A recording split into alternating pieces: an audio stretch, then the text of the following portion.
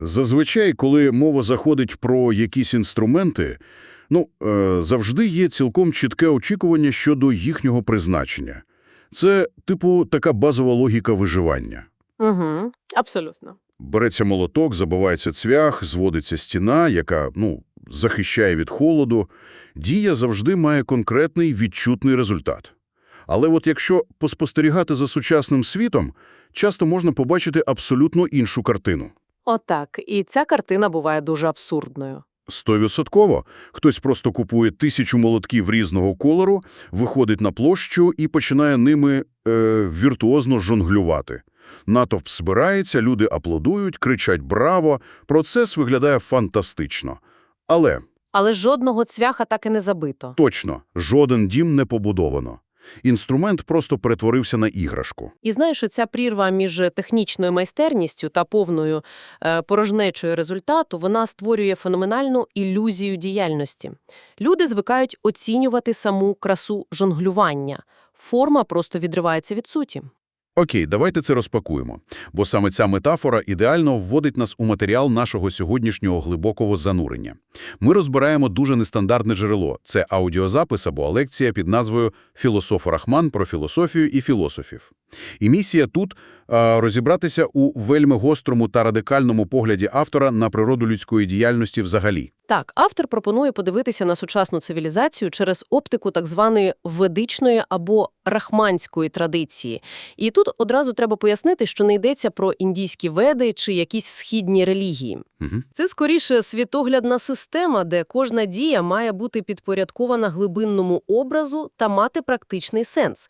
Автор фактично називає сучасність епохою знежиреного м'яса, тобто є оболонка, а енергетичної цінності – нуль.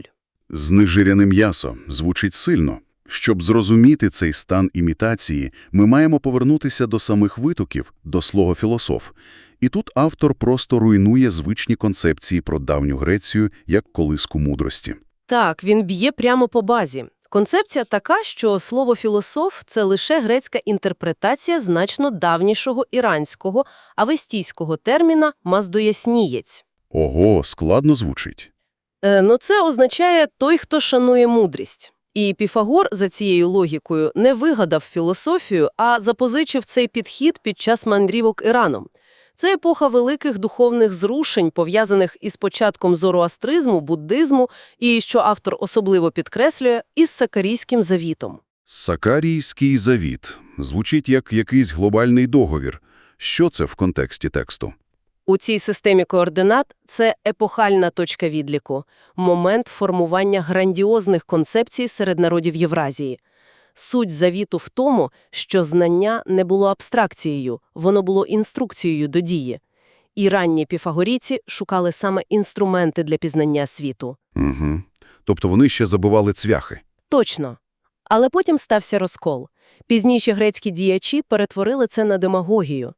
Слов'янська назва таких людей, як зазначає автор, це словоблуд. Той, хто просто компонує слова, такий собі брехун. Слухай, це як різниця між досвідченим інженером і людиною, яка просто вивчила багато складних термінів з автомеханіки. Так. Друга людина може годинами сидіти в кав'ярні, сипати термінами про інжектори, щоб вражати інших на вечірках, але якщо машина заглохне, вона навіть капот не відкриє. Тобто для автора грецький підхід – це просто спорт заради спорту. Що тут найцікавіше? Автор наводить просто розкішний історичний приклад. Скіфський князь, мудрець Анахарсіс прибув до греків і побачив їхні спортивні змагання, оцю боротьбу в багнюці, і він назвав це маренням. Маренням?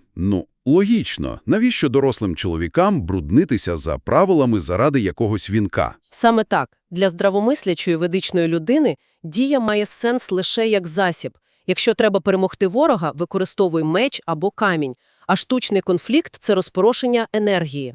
І ця критика спорту плавно переходить у нищівну критику всієї нашої сучасності. Так, бо сучасний світ перетворився на глобальний каргокульт. Це, до речі, дуже влучний термін. Угу. Згадаємо аборигенів під час Другої світової. Так, коли вони будували з соломи макети баз і радарів, імітуючи американців, і чекали, що з неба впаде вантаж. Оце карго. Вони імітували форму, взагалі не розуміючи суті. І автор переносить це на сьогоднішній день. Сучасна цивілізація – це обгортка. Оце знежирене м'ясо, кола без цукру, вегетаріанська ковбаса.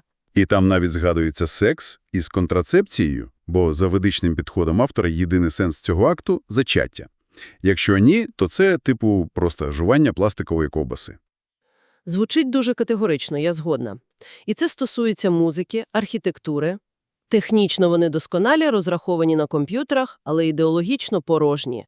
А сатаністи сучасні, за словами автора, просто прикриваються епатажем, щоб мати вільну любов, без жодної філософії. Там ще був крутий приклад про штучний інтелект, коли дівчина просить нейромережу придумати тему для книги просто щоб, випендритися, і мати статус авторки, і нічого сказати людству. Це класичний карго-культ. Навіть Папа Римський у тексті порівнюється з багатим пенсіонером. Серйозно, так і написано. Так, мовляв, він просто красиво доживає вік із прислугою, зберігаючи статус-кво, і не є істинним духовним лідером. Європейські монархії теж висушені пародії. Тож, що це все означає? Світ як велетенські декорації, де всі забули сценарій. Але хіба немає цінності в естетиці самій по собі? Чому автор такий категоричний до будь-якої дії без, духовної мети? Якщо ми пов'яжемо це з ширшою картиною, то для ведичного філософа будь-яка дія без глибинного образу – це втрата життєвої енергії. У них на першому місці стоїть цілісний образ. Форма заради форми просто працює як паразит, який поглинає увагу. Це ідеально підводить нас до питання ідей. Як відрізнити творця від руйнівника? І тут текст порівнює доміно і пазли. О, це моя улюблена частина аналізу. От як позитивний ведичний приклад згадується Ціолковський. Він писав формули, які були як пазли. З них склалася єдина картина, і завдяки цьому пізніше Корольов зміг запустити Гагаріна в космос. Це практично корисна філософія. А от як антипод наводиться російський ідеолог Олександр Дугін, а ще Теєр де Шарден, який нібито перетворив католицизм на імпотента. Їхня філософія – це гра в доміно. Так, бо в доміно ти просто прикладаєш кісточку за зовнішньою схожістю, 2 крапки до 2 крапок. Між ними немає внутрішнього сюжету. Слова з'єднуються просто за співзвучністю чи темами. 4-й проект, 5-й проект. Зазначається, що навіть комікси більш реалістичні, бо там є цілісний сюжет. А тут просто білий шум. Але цей білий шум має жахливі наслідки. Ось тут стає дійсно цікаво. Бо ідея демагогів – це як комп'ютерний вірус. Він виглядає як набір випадкових символів, абсолютно аморфний. Але коли він потрапляє в систему… Він викликає реальний збій. Так, автор джерела наголошує, що ця порожня філософія створює морок. Вона розхитує свідомість слухача, впроваджує туди деструктивну програму. І ця темрява конвертується в реальні війни, у руйнування в Україні, Молдові, Грузії. І тут час поговорити про геополітику. Хочу нагадати, ми зберігаємо абсолютну нейтральність і просто розбираємо позицію автора. Як його теорія пояснює протистоянню російській агресії. За версією тексту, західні аналітики прорахувалися, бо рахували все дуже матеріалістично. Скільки танків, скільки грошей. Карго-культ у чистому вигляді. Точно. Але вони ігнорували глибинний духовний потенціал народу. Саме через нього боротьба триває. Але водночас автор критикує те, що народ досі інфікований безглуздою цивілізацією. І це послаблює. І тут з'являється метафора про скіфів та батіг. Це щось. Коли давні скіфи повернулися з довгого походу в Азію, виявилося, що їхні нащадки збунтувалися. І скіфам було важко перемогти їх мечами на рівних.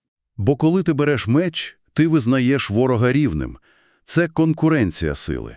І що зробили скіфи? Вони відклали зброю, взяли в руки звичайні батоги і просто вийшли до бунтівників, мовляв, «Хлопці, ви ж пам'ятаєте, хто тут батько?» І ті підкорилися. Психологічний злам. Це викликає важливе запитання. Автор вважає, що українцям зараз бракує цього ведичного самоусвідомлення, щоб так само вказати московитам на їхнє місце щодо Києва. Не битися в інформаційному полі, а діяти заради вищого образу. Ця історія з батогом – це ж класичний приклад того, як архетип працює швидше за матерію. Коли є істинний образ, уся демагогія ворога втрачає силу.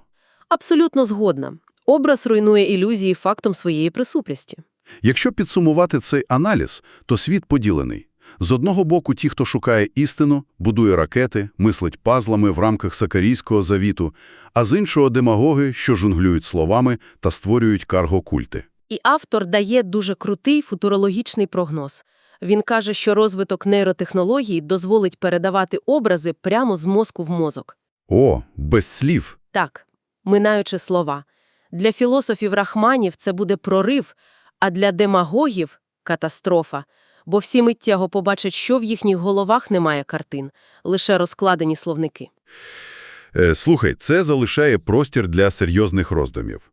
От якщо завтра винайдуть таку технологію, що читає не слова, а справжні образи та наміри, що б воно побачило у нашому повсякденному житті? Це хороше питання. Скільки з того, що люди роблять щодня, робота, соцмережі – це цілісні пазли зі справжнім сенсом, а скільки просто карго-культ і жонглювання порожніми словами? Є над чим подумати. 100%. Що ж, дякуємо за увагу до цього розбору. До нових зустрічей.